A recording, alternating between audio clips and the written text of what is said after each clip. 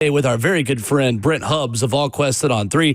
Brent, it's been a minute since I've been here, Ramon's been here, and we've both had the chance to talk to you in the same room at the same time. Feels like the crew is back together this morning. How are we doing? I'm doing better. I was late to the bean patch this morning. I went running in it this morning like Ramon Foster and Coach Fulmer's flying Bambino drill. So I got myself settled in here, and I'm picking some beans and talking to you guys this morning, talking some Tennessee ball, talking some college football and recruiting, and it's good to be back with everybody. Hope everybody's well this morning. I love it. We're having a great Friday. A little bit better now, obviously, as well. So, Brent, with big recruiting visits continuing for Josh Heupel in Tennessee, I know the big headline, one of the big headlines of many this weekend, LSU wide receiver Tristan Keys going back on campus. How good of a chance do you think, Brent, Tennessee has to make a strong impression there and maybe have a chance to flip the elite LSU commit at wide receiver?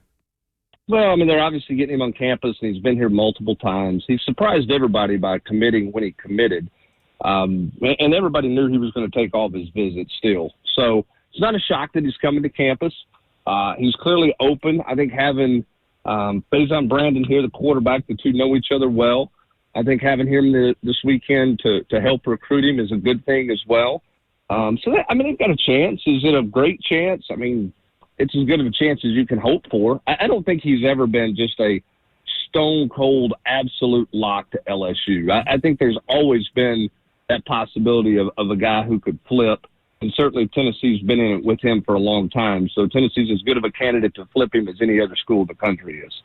Zion Gibson, another big-time commit for Alabama at the corner position, expected to be on campus. And just, Brent, maybe from a broad perspective about this class, where is the primary focus in your mind for this staff, for this class specifically? What are some of the kind of premium positions you feel like they're prioritizing this time around? Well, I mean, I think you're always looking for defensive linemen and edge guys. I don't think there's any doubt about that. You're certainly looking for that position. And I think you're looking for elite skill guys. You know, if you can get an elite skill guy. I mean, Chris Stewart's supposed to be in town. He's a Texas commit. You know, are these guys really interested in flipping, or did they commit so early and then they haven't taken trips and they haven't really gotten love, and so now they want to get some love? That's what you're always trying to figure out. But, you know, nobody uses all their official visits, so it's not like you've got to sit here and go, well, man, I'm not sure we can bring him in because we may run out of visits. You bring everybody that wants to come in, and you see what happens. And I think skill position guys is important. They need to go in the safety spot as well. And then I think you're always looking in the line of scrimmage. And here's the thing.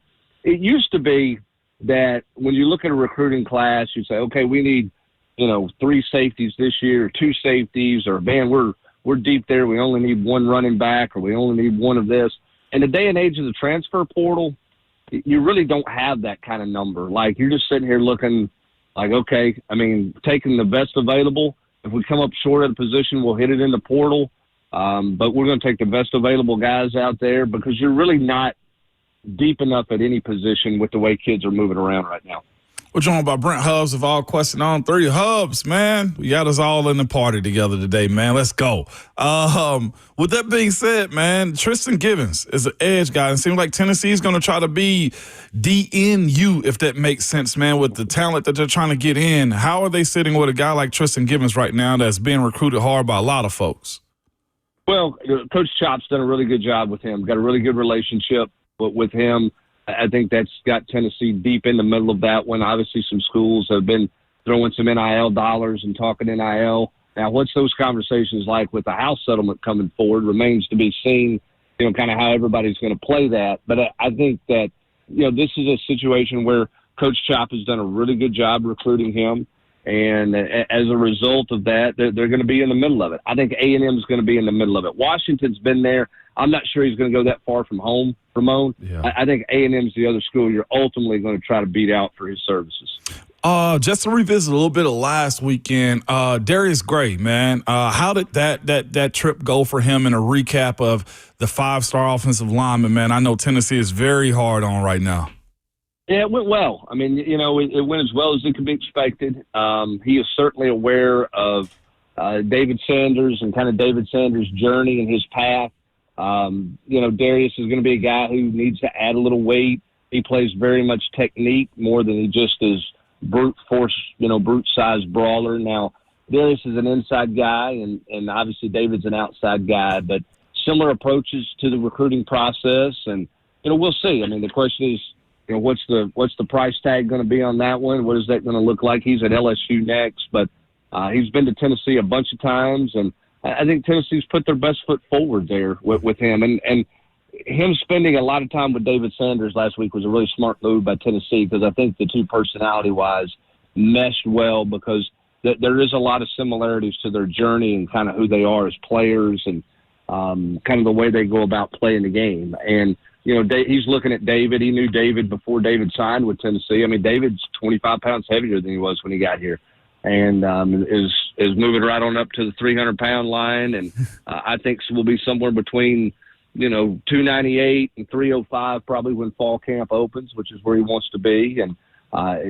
Darius is looking at that development physically and is taking note of it, because he knows he's going to have to add that weight wherever he goes as well. No doubt, Hubs. Also, too, man, how much better, and I don't want to say it's easier, because I know there's a lot that goes into recruiting, but how much better is it recruiting with a class that has a 5-star quarterback in Faison Brandon? I feel like he's been committed so long, and I don't want to say we've taken advantage or just overlooked him a little bit in this process, Hubs, but how is this recruiting class built, shaping up with him, and also his value to this recruiting class? Well, I think they absolutely have overlooked him. I think fans overlook him, because they're always looking for the next new thing, and not necessarily at the quarterback position, but this School X is getting our commitment, and where's our commitments, right? And Faison has been in the boat for a long time, and he's been very loyal and very solid at Tennessee. He's been on campus a bunch. He has been working the phones. And he's not just been talking to receivers. He's talking to Darius Gray, and he's talking to the Baker kid from up in Baltimore, the other offensive lineman Tennessee had in last weekend, that I think Tennessee's in really good shape with as well. So he's working. He'll be working JB Shabazz this weekend, who's another tackle that they're going to have in. I think Faison has been very assertive in trying to help recruit, not just in person on weekends or unofficial visits, Ramon, but I think also working phones, text messages, Snapchat, and all the things these crazy kids do these days. So Vol Nation, get behind Faison. This is a 5-star that's been committed for. This doesn't happen either. I don't know if he's taking any other commitments elsewhere, Hubs, but I just wanted to point that out, because I feel like when you're around too long, people just forget about you a little bit, and this is a big deal for the Vols to have him committed. Well, and that's why guys start taking visits, because they look up and everybody they know's on, a trip, or they're doing something, or getting a love here and there. And Tennessee's done a really good job of staying fully engaged with Faison. But yeah, Tennessee fans, listen, I saw Faison camp, what would have been his sophomore, after his freshman year going into his sophomore year, which is the camp he got an offer at from Tennessee. And man, he was fun to watch. Young guy, and you thought, man, that's going to be fascinating to watch him develop and see how he develops. And he came back the next year and camped again, and he was a total different player. I mean, physically, arm strength, everything about him had changed, and he had filled out his frame, and man, he threw the ball just terrific. Great accuracy at camp. He's one of the best quarterback camp workouts I've seen a guy have. It just looked effortless for him. And, it's been fun to watch him develop and to see how he goes. And I think he's going to be a fun quarterback to watch at the next level, and Tennessee's in obviously, good shape with quarterback. I mean, you're talking about, right there from Nashville, George McIntyre. I saw George this week. George has put on almost 20 pounds, and he's really starting to fill out. And he's not going quietly in tonight in this quarterback competition as well. So, it's pretty good times at quarterback for Joey Halsley in Tennessee right now, with what you're looking like in your room and what you look like is coming into your room in December. No doubt. Well, Brent, you led me into my next question about the quarterbacks, and it's a question we will likely ask every Friday with you until Tennessee plays Syracuse. So for our June 13th update, Brent, do you feel any more confident about who takes that first snap in week one based on the work that's already being done and the work that Joey Aguilar is putting in to get to know his teammates and get to know this system? Well, I've said on the record that I think it's going to be Joey. And the reason I say that is because he's played. And I think for Josh Heupel, a guy who's got experience in a game, I think is something that is going to matter to Josh and is going to stand out to this coaching staff. When you're going on the road, you're playing a Power 5 opponent. Now, I mean, he's got to go out and perform that, and he's got to perform in fall camp. And that's where this thing really gets real and gets going. I think all those quarterbacks have done a good job with the receivers, working their relationships. They're all throwing with them on a regular basis. And I've talked to a couple of receivers. They say there's not a ton of difference in terms of catching a ball from those three, that, it's not like one's left-handed and the other two are right-handed and everything's, different or opposite or anything like that. They feel like all three of them throw a really catchable ball. Joey spent a lot of time in the film room, and George has spent a lot of time at the nutrition bar, and Jake Merklinger is continuing to work on the grip on the ball and improve his throwing mechanics. And, those guys are going to try to show their best each and every day. It's going to be a fun competition. I know, fans like to know who the guy is, but it's going to be a fun storyline to watch and see kind of who does what in scrimmage settings. And they're going to scrimmage. Tennessee scrimmages a lot anyway, just 11-on-11 work to end practice. But the value of that 11-on-11 work this fall camp is going to be different than it has been in previous years when you've had established quarterback play. That work that they do at the end of every day of practice, I mean, that'll be 30 scrimmage snaps a day that basically they'll have. They won't just be putting the ball down and going and playing because there'll be coaches on the field, but they will scrimmage a lot with these guys because they've got to see them. The more traffic you put on the field, and Ramon, you've seen this. We've all seen a quarterback. Yeah. You watch him throw routes versus air, and you go, yeah, okay, he's not bad. And you watch him, one-on-ones, okay, 7-on-7s, and that at that point it starts to change. Guys either get better or guys get worse. We've seen the routes on air guys who are beautiful, and it looks like it's perfect. And then you see those guys when it gets 11-on-11 and the field gets cluttered out there, they don't process well enough. So you want to test those quarterbacks as much as you can from the processing standpoint. Who's making the quick decisions? Who's making the right decisions? That'll be what fall camp's about. Brent, Marion Hobby back home in Knoxville, a big addition to this Tennessee defensive staff. What value can he bring, and just how good is this defensive staff specifically, Brent? I don't know if the even fan that is really into this can even wrap their head around just how many experienced coaches are on that defensive side of the ball specifically, and the recruiting ability, all that put together, Brent. You've got to think that Josh Heupel feels pretty good about the assistants that have been put together on that side of the ball. Well, I think they've had a tremendous offseason in staff additions. I mean, I really do. Now, they've only had – of course, we use the term full-time assistant. Everybody's a full-time assistant. They're like 20 full-time assistants now. I mean, it used to be – now you only have 8, and then it went to 10. I mean, everybody's a full-time guy. They can all be on the field coaching. And I think when you look at what they brought in from special teams, Seth Luttrell on offense, but then specifically on defense, I mean, Marion Hobby is basically the same age as Rodney Garner. They grew up 14 miles apart. Wow. And they've got, combined, there's 60 years of experience in coaching between those two guys, coaching defensive linemen.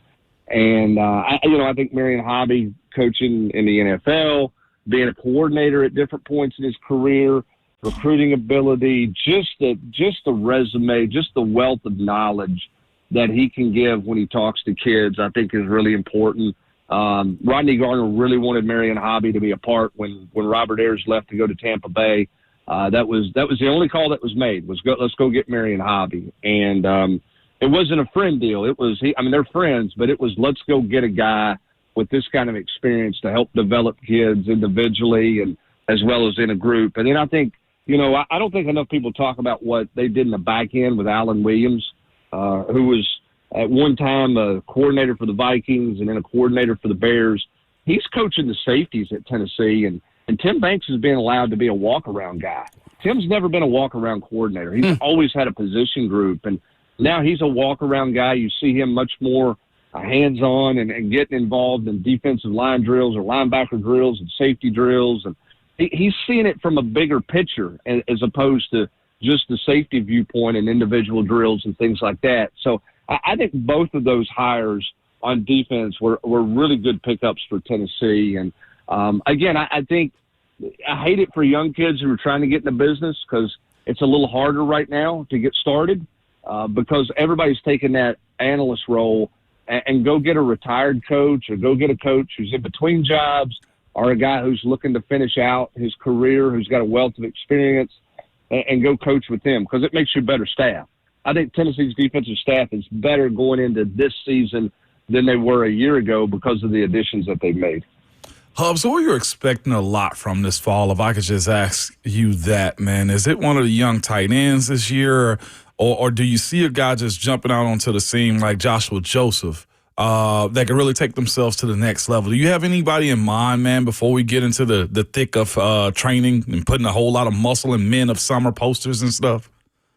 Well, I was going to say you, because I mean all the expectations are on you this fall. I mean, don't drop the ball, Ramon. I know, man. I think it's a great question. I really do, because who is that guy that's gonna pop, right? Yeah. And sort of be the next guy. I mean, I think it could be Joshua Joseph. I think he's highly motivated. Can he finish at the quarterback better? That's his goal. That's what he's been working on extensively. It's got to be one of those receivers, doesn't it? I mean, when you look at where they are, somebody's got to emerge there. Mike Matthews, Chris Brazzell, Braylon Staley. I don't think enough people are talking about. I'm kind of bullish on him in the slot if he can stay healthy. For me, for this team, outside of the quarterback, which is going to be a given that everybody discusses, I think it's got to be one of those skill guys at receiver. Somebody's got to emerge there and kind of be wide receiver one for this group. Who's the go-to guy for a quarterback? Who's that guy you can throw a fade down the sideline to like you could Cedric Tillman in that first year under Josh Heupel? I don't know that we'll see a Jalen Hyatt, but who's a guy who can get behind the defense? I mean, they've got to have somebody emerge at the receiver position. So it better be one of those guys who really takes off. Defensively, I'm going to go with Joshua Joseph. I think the defensive line had a good year last year, not a great year. I think they affected the quarterback. They didn't finish at the quarterback the way they need to. Their sack numbers was not where it needs to be. That's got to improve, and I think that's got to be where Joshua Joseph really steps up and helps at that Leo position. And then you're hoping Caleb Herring can help behind him, and what does Jordan Ross look like, and some guys there. But it starts to me with Joseph. I think Joseph is a guy who had a nice year last year, probably wasn't talked about a lot, but he's got to take another step in finishing and not just affecting the quarterback. He's got to finish at the quarterback. Also just forgot about Arian Carter, a.k.a. Train. I'm expecting a lot from him, too. I'll throw him in that bunch. He's got to lead. Yeah. He's got to lead. Yeah. And it's not just his play, but he's got to be the voice. Yeah. He's got to run that defense. He's got to get everybody lined up. Everybody's got to follow him. He is the alpha of that defense. And I think great defenses have an alpha. And I think that he has got to be the alpha. It was going to be Keenan Peely last year, and then he got hurt. And I think they lost a little bit of that. Like, who was their voice last year? And Arian Carter's got to take the reins and run with that. He's got to be the voice of that defense this fall, in my opinion. Brent, on the way out, how motivated is Tony Vitello in the transfer portal and recruiting right now? I know he is not someone that rests at all. And as a college coach in 2025, how can you either? But how much momentum do you see right now for Tennessee and the transfer portal with some of these big-time targets it's had on campus? Well, Tony loves to recruit, and his staff loves to recruit. I mean, they really do. And a year ago, again, baseball's got its own set of issues. We talk about football and the transfer portal and all the problems, and from a timing standpoint, the baseball one's a mess. And the challenge for baseball is, what's the roster number going to look like? How do you manage your roster number? And then you got to go out and get the best players available. And listen, Tony Vitello is motivated. He's always motivated, but he's clearly motivated at this point to get his roster where he wants it, continue to grow with his roster, and build around a core group of guys who'll be back next year, and then supplement it, add it. They need left-handed pitching. They need a power hitter. They've got needs. He knows those needs, and they're going swinging hard because Tony Vitello does not like being home this week. I can promise you that. So highly motivated would be a good way to say it for Tony Vitello. He is Brent Hubbs, joining us Fridays at 7:20 here on Ramon and Will, bringing us the latest out of Knoxville. Brent, great stuff as always, sir. Thank you. Have a good weekend. Thanks, Hubbs. All right, thanks, guys. I appreciate y'all. Have a great weekend. Yes, sir. Brent Hubbs bringing us the goods this morning from Knoxville, brought to you by Ascend Federal Credit Union, your financial partner for every stage of life. Lots to catch up on in the world of sports, where we have spent a lot of time, Ramon, over at St. Thomas Sports Park talking Titans. Let's get you a little bit of hoops, a little bit of golf, maybe a little bit of a Hawkins hockey minute.